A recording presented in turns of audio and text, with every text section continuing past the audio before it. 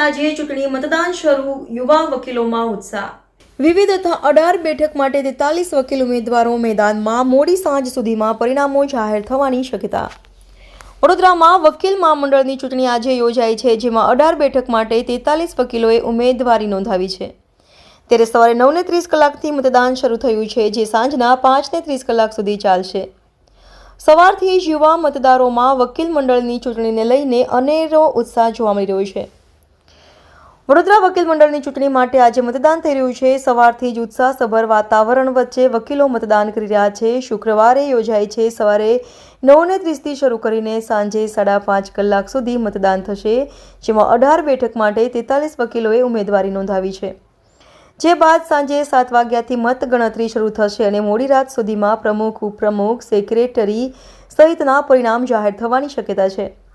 આ ચૂંટણીમાં 3,845 વકીલ મતદારો મતદાન કરવાના છે. આ વખતે મતદારોની સંખ્યામાં પણ વધારો થયો છે, જેથી મતદાન માટે 1 કલાક વધારાનો સમય પણ કરવામાં આવ્યો છે. મતદાન મથક ઉપર કોઈ ગેરરીતિ ન સર્જાય તે માટે CCTV કેમેરા પણ મુકાયા છે, જેનું લાઈવ રેકોર્ડિંગ તથા પ્રસારણ કરવામાં આવ્યું છે.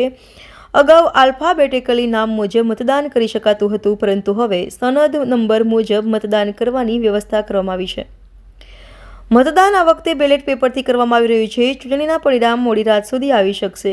વકીલ મંડળની ચૂંટણીમાં પ્રમુખ માટે 3, ઉપપ્રમુખ માટે 4, જનરલ સેક્રેટરી માટે 2, જોઈન્ટ સેક્રેટરી માટે 2, લાઇબ્રેરી માટે 2, ટ્રેઝરર માટે 2, મેનેજિંગ કમિટી માટે 22 તથા મેનેજિંગ કમિટીમાં લેડીઝ રિઝર્વ માટે 6 ઉમેદવારોએ ઉમેદવારી નોંધાવી છે. કુલ 18 પોસ્ટ પર વિવિધ પદ પર 43 ઉમેદવારો મેદાનમાં છે. બરોડા બાર એસોસિએશનની ચૂંટણી શુક્રવારે યોજાઈ છે. 18 બેઠકમાં 43 વકીલોએ ઉમેદવારી નોંધાવી છે. ત્યારે પૂર્વ મંત્રી રાજેન્દ્ર ત્રિવેદીએ મતદાન કર્યું હતું. બરોડા બાર એસોસિએશનની ચૂંટણીનું શુક્રવારે સવારે 9:30થી સાંજે 5:30 વાગ્યા સુધી મતદાન યોજાયું હતું. મતદાન માટે 1 કલાકનો સમય વધારાયો છે. મતદાન મથક પર 7 CCTV મુકાયા છે, જેનું લાઈવ રેકોર્ડિંગ તથા પ્રસારણ કરાશે.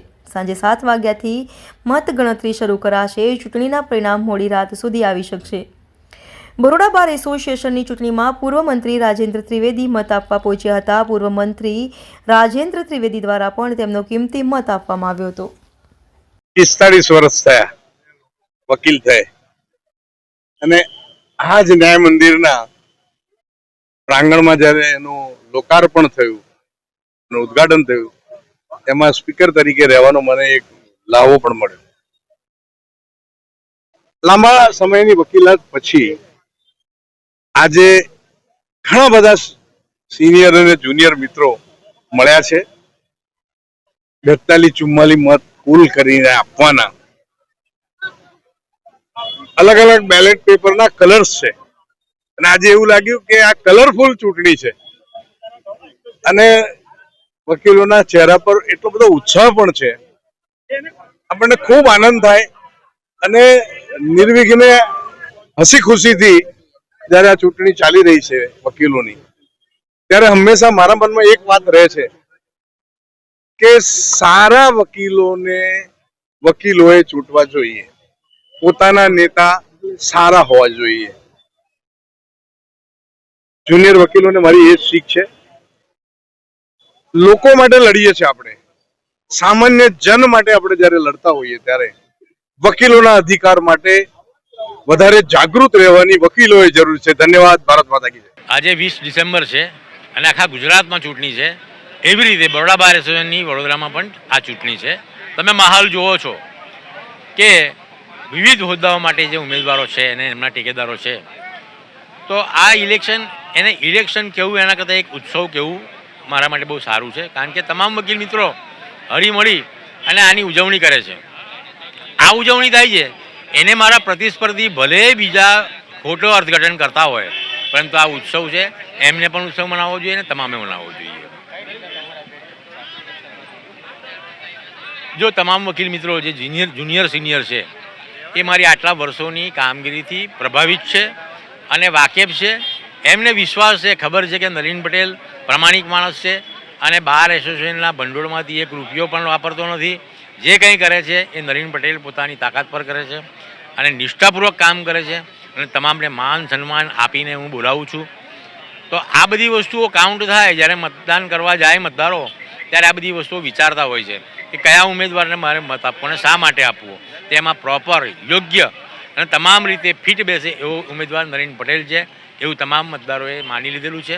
અને તમે જોશો મતદારોમાં તમે જાઓ એમનું ઇન્ટરવ્યૂ લો તો કહેશે કે અમારે તો નરેન પટેલ જ જોઈએ, બીજો ના જોઈએ. એટલે પ્રમુખ પદે આજે સાંજે નરેન પટેલ ફરીથી જીતશે એ નક્કી વાત છે. फिर से एक बार ट्रेजरर में कोई पण पोस्ट पर હું ઊભી રહીશ તો મને જ વકીલો જંગી બહુમતીથી જીતાડશે એટલો મને પાકો વિશ્વાસ અને ભરોસો છે. કારણ કે વકીલો બુદ્ધિજીવી છે, એમને ખબર છે એમને શું કરવું શું નહીં. કોઈ પણ કંઈ પણ કહે પણ એમને ખબર છે, એમને નક્કી જ કરેલું છે કોને વોટ આપવો, જે કામ કરશે એને જ વોટ મળશે. અને હું હર હંમેશ એમના માટે ખડે પગે ઊભી રહું છું એટલે મને જ વોટ મળશે. 100% નિશ્ચિત છું ફરી વખત રિપીટમાં. વડોદરા વકીલ મંડળના મારા વાલા વકીલશ્રીઓ પર મને સંપૂર્ણ વિશ્વાસ છે કે દર વર્ષની જેમ આ વર્ષે પણ મને જંગી બહુમતીથી જીતાડીને લાવશે અને વડોદરા વકીલ મંડળના વકીલશ્રીઓની સેવા કરવાનો એક અનેરી તક આપશે. વડોદરા વકીલ મંડળ એ મારો એક પરિવાર છે. હું મારા પોતાના ફેમિલી સાથે પોતાના ફેમિલી કરતા વધારે સમય અહીંયા મારા વકીલશ્રીઓ વચ્ચે હું પસાર કરું છું, તેઓની વચ્ચે રહું છું, તેઓના પ્રશ્નોની હું જાણકારી રાખું છું, તેઓને જે કંઈ નિરાકરણ લાવવાનું હોય, જે કંઈ તકલીફ હોય તાત્કાલિક એનું નિરાકરણ લાવું છું.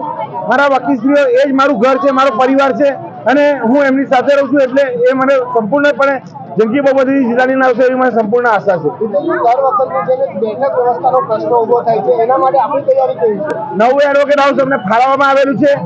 એની બેઠક વ્યવસ્થા થઈ શકી નથી કારણ કે હમણાં ટૂંક સમયમાં જે અમુક ફેસિલિટી નથી અંદર, એ ફેસિલિટી એ પૂરી કરીને અમને આપશે એટલે તાત્કાલિક ધોરણે અમે જાન્યુઆરી મહિનામાં બેઠક વ્યવસ્થાની કાર્યવાહી આગળ વધારીશું.